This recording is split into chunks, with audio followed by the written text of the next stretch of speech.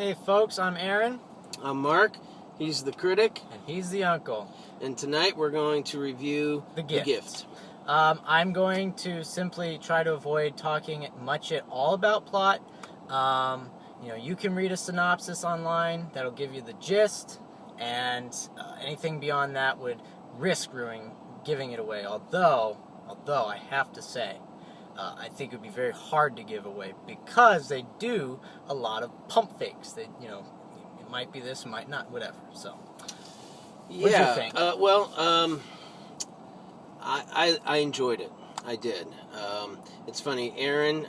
If you don't mind me saying, he went to see it twice because he wanted to see it with me and my wife. The second first time. Yeah, so it's his second time, which gave him an opportunity to look at some of those things where maybe some of those misdirections and I think this movie is great. It's even better second time. Oh yeah. Interesting. My wife thought it was boring. And she hated it. But to give you some perspective, she hated Michael Clayton, The Descendants. Right. I mean, things in that line. Things that have more of a slow build to them, perhaps. Yeah. This Anyway. is definitely a little bit slower movie, and you can tell from the beginning. And one of the things, actually, because the critical eye, the shots from the very beginning of the movie are almost like Stanley Kubrick. They're very slow, methodical. You're going through the house very slowly.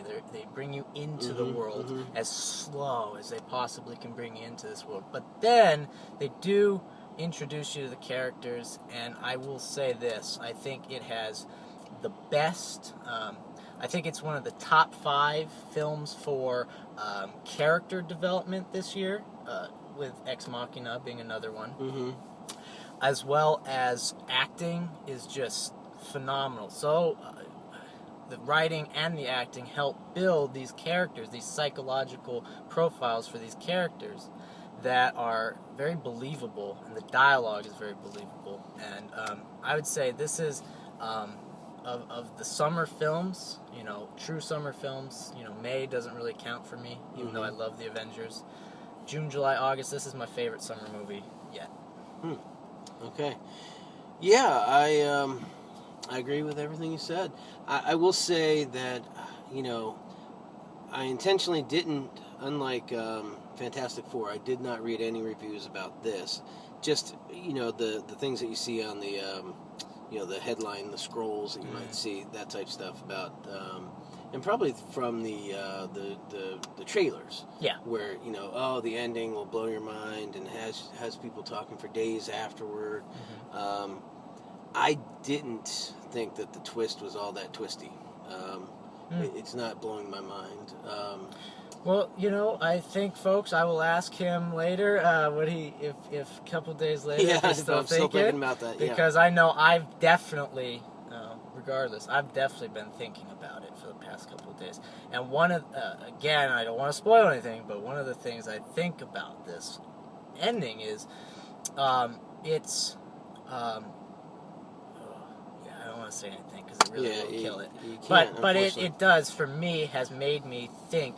It relates to. I will only say this. It relates very well to the title of the film, which for me, being kind of classically trained in that, is and inclined towards you're going to title it something, make it the title worth it too. It relates very well to the title, I think. Yeah, you're talking about what we were talking about leaving. Yes, about and in fact, the metaphorical meaning to the metaphorical meaning to the title. Yeah. I think maybe in a couple weeks after another review at the end, we can tag on a little follow up to this after everybody's seen it. I know, Aaron, I've talked to you before about A Most Wanted Man, and you said you haven't seen it yet. I haven't seen the second half. Okay, yeah, you gotta do that. Maybe we'll watch that. Okay. I have it on I bought it for Vudu. So, oh, okay. Yeah. But that was a movie to me that for days after I was just like, oh man, thinking about that. Yeah. So I don't know. Yeah, in a couple days, ask me and I'll see. We'll check back next time. We'll check folks. back. But for Man from Uncle, because that's the next one we want to do. I want to do. Yeah, I'm looking forward to that. But so I want to talk about another movie I'm looking forward to. But to cap this one off, though, I highly recommend it. Probably just as much as him, maybe. I don't know. You probably a little bit more. I'd say probably a little bit more, actually, because like I said, I've seen this the second time, and I'd really like to encourage him, if he gets the time. But the sunlight's messing us up, dude. But nonetheless, I want to say this: that second time I wanted to say this during the film, which was it's great psychological thriller because it's those two aspects of what the psychological profile of these characters. It's very, you get to know these characters more over the course of the film. And so the second time seeing it, you really see there's a lot of subtle things going on, folks, between characters, looks and things that just really great. And so you see it the second time. The other thing I like, psychological thriller, both the psychological as well as, the element of intrigue. Why do I care about this? The so what, as my professor would have said. The so what. Why am I watching this? And I think there's a great so what, an answer to this is why we see this. Well, we've had a lot of movies like this where you get the person who's obsessed with the couple. Pacific Palisades, long time ago. Michael Keaton, Matthew Modine, and I can't remember the lead, Melanie Griffith maybe. A little bit different plot, but still, he was doing weird things to them. There's a Samuel L. Jackson. He was in one. That may have been.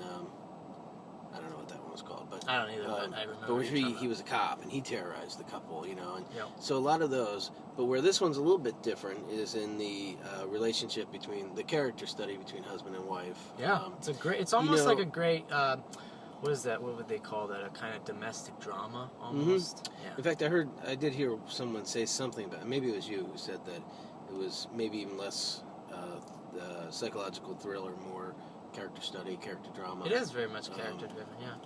I will say this too. Disappointing. I was disappointed that the trailers give away too much with regard to Jason Bateman's character, because we learn. There's in the trailer. There's the scene. They show us the scene where she reads that letter, the final one about bygones be bygones, and which immediately sets us up to say, oh, they I spoiled think it. I disagree. Well, I think I disagree.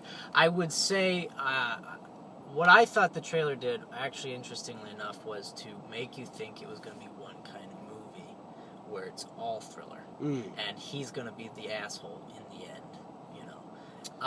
And that's it. That's all. Okay. But what I think is more intriguing about this film is that, again, going back to that character study thing, it's really more a story of these three people and how they relate to each other. So, I guess I could see where you're coming from, that it absolutely, the trailer gives you a clue as to where the movie wants to go, but I think, and this is again where I was talking about the pump fakes, I think there's going to be things that are still going to surprise you even still. So, I'll just say that. Yeah, good. I liked it. This was my favorite.